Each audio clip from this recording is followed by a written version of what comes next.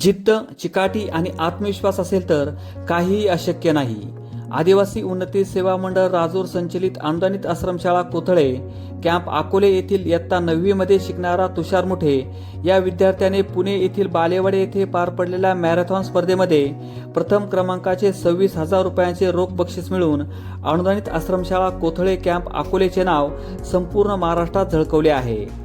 राजूर प्रकल्पांतर्गत पार पडलेल्या प्रकल्पस्तरीय क्रीडा स्पर्धांमध्ये तुषार मुठेने 200 मीटर, 400 मीटर व 600 मीटर धावणे स्पर्धेत प्रथम क्रमांक मिळवून त्याची विभागीय स्तरावर पार पडणाऱ्या क्रीडा स्पर्धांमध्ये निवड झाली आहे.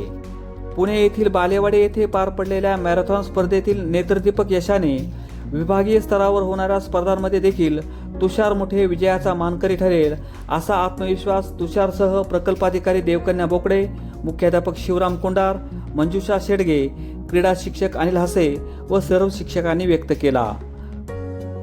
CSK न्यूजसाठी संदीप कोटकर यांचा हा स्पेशल रिपोर्ट.